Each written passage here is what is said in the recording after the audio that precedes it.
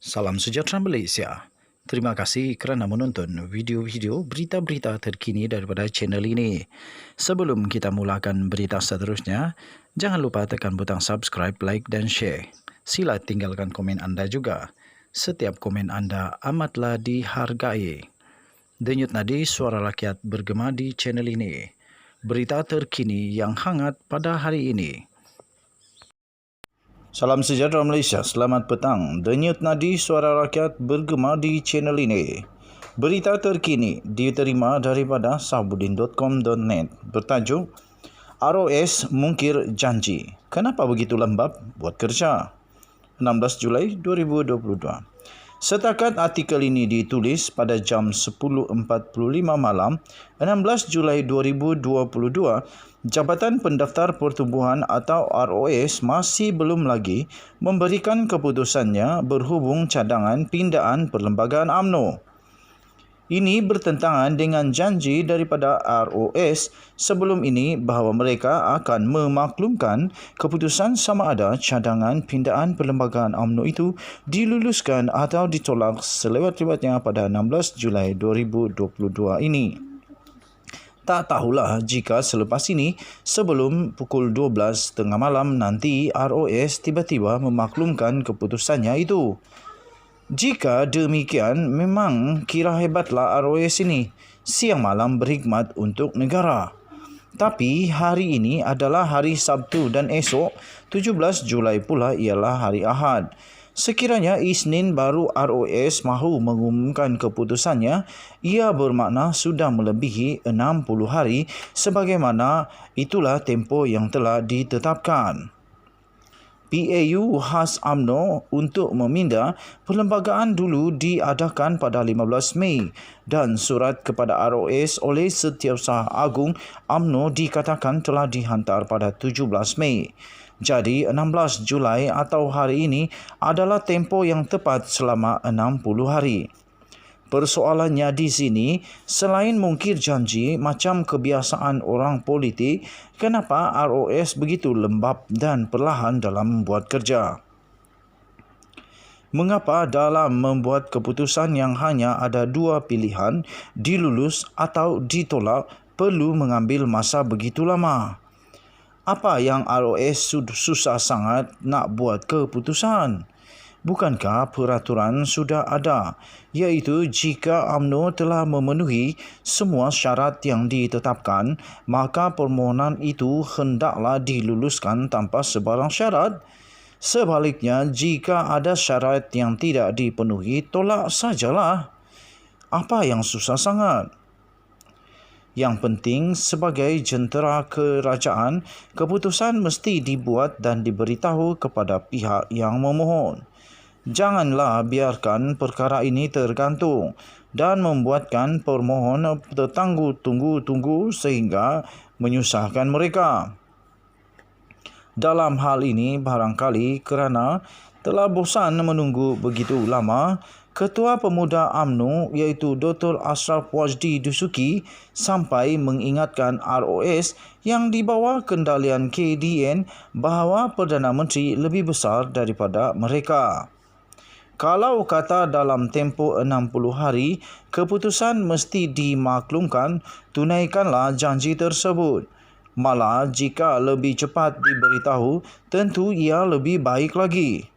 Ia bukan saja menggambarkan jentera kerajaan cekap dalam menjalankan tugas, malah tidak menyusahkan rakyat sebagai pembayar cukai yang sebahagian daripadanya adalah untuk membayar gaji penjawat awam, termasuk kaki tangan ROS sendiri. Artikel ini ditulis oleh Syahabuddin Hussein bertarikh 16 Julai 2022.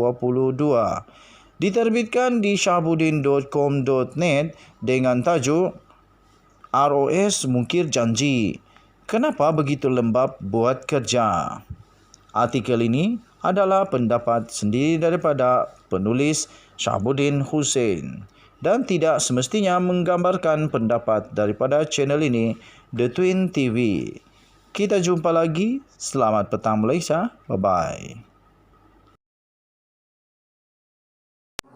Salam sejahtera Malaysia, selamat pagi tuan-tuan dan puan-puan yang dihormati sekalian. Denyut nadi suara rakyat bergema di channel ini.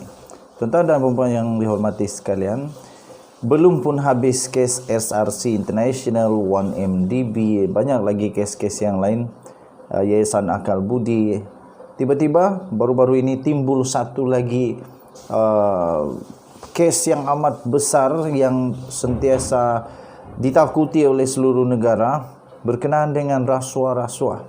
Tetapi kali ini tuan-tuan dan puan-puan, SPRM akhirnya membuat pengumuman yang mengejutkan.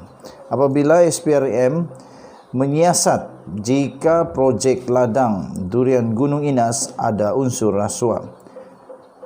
Suruhanjaya Pencegahan Rasuah Malaysia SPRM sedang mengumpul maklumat dan membuat tinjauan bagi menentukan sekiranya wujud unsur-unsur rasuah atau salah laku yang berkaitan dengan pembangunan projek ladang hutan durian Musangking. Musangking lagi. Musangking di Gunung Inas di Kupang, Baling, Negeri Kedah. Pengarah SPRM Kedah, Datuk Syarul Nizam Abdul Manap berkata, ia adalah langkah awal Suruhanjaya itu untuk mengenal pasti sekiranya wujud sebarang kesalahan di bawah bidang kuasanya yang dilakukan oleh mana-mana pihak yang berkaitan. Katanya dalam kenyataan itu, buat masa ini pihak kami akan menemui dan juga pegawai-pegawai agensi yang terlibat dan mereka yang boleh membantu kami dalam tujuan untuk pengumpulan maklumat yang relevan, katanya. Tambahnya lagi, jika ada asas berlaku kesalahan rasuah, maka pihak kami akan ambil tindakan sewajarnya. Tambahnya lagi, jika berlaku sebarang pelanggaran prosedur, maka perkara ini akan dirujuk kepada pihak yang terlibat untuk tindakan penambahbaikan, katanya ketika dihubungi oleh bernama pada hari ini. Beliau berkata SPRM akan mendapatkan dokumen dan kenyataan saksi yang terlibat dalam membuat keputusan pada peringkat awal projek itu diluluskan atau lebih awal daripada itu. Syarul Nizam berkata sekiranya SPRM tidak menemukan sebarang kesalahan di bawah bidang kuasanya, Suruhanjaya itu akan menyerahkan kepada agensi lain untuk tindakan yang lanjut. Pada 4 Julai yang lepas, beberapa kawasan di Baling dilanda banjir selepas hujan lebat berterusan selama 3 jam menyebabkan 1,490 penduduk terjejas selain meragut 3 nyawa. Pembangunan ladang durian Musangking di Gunung Inas berhampiran kawasan tragedi didakwa menyumbang kepada kejadian itu yang mendorong desakan pelbagai pihak agar siasatan dilakukan ke atas projek itu. Tuan-tuan dan puan yang dihormati sekalian, memang bikin panas betul-betul kalau ini sebab hujan banjir, banjir kilat tersebut yang telah menyebabkan ramai orang dilanda musibah dan ada 3 nyawa yang melayang kerana perkara ini. Memang bikin panas. Dan memang saya setuju supaya SPRM buat siasatan betul-betul kalau memang ada unsur rasuah, kalau memang patut dihadapkan ke mahkamah, diambil tindakan. Jangan main-main. Ini boleh melibatkan keselamatan orang. Ini boleh melibatkan nyawa orang. Sekarang didakwa pula ladang ataupun pegunungan ladang di durian Musangking di Gunung Inas berhampiran kawasan tragedi itu didakwa menyumbang kepada kejadian itu yang telah mendorong desakan pelbagai pihak agar siasatan dilakukan ke atas projek terbabit. Siasat betul-betul, betulkah itu puncanya? Kalau betul itu puncanya, pastikan orang yang berkenaan dihadapkan ke mahkamah. Kesian orang yang dilanda musibah. Kalau tidak ada keadilan, kalau tidak ada kebenaran disingkapkan, itu memang menyebabkan keluarga pasti sakit hati yang berpanjangan. Okey, tuan-tuan dan puan-puan yang dihormati sekalian, denyut nadi suara rakyat bergema di channel ini. Kita jumpa lagi. Jangan lupa tekan butang subscribe, like dan share. Bye.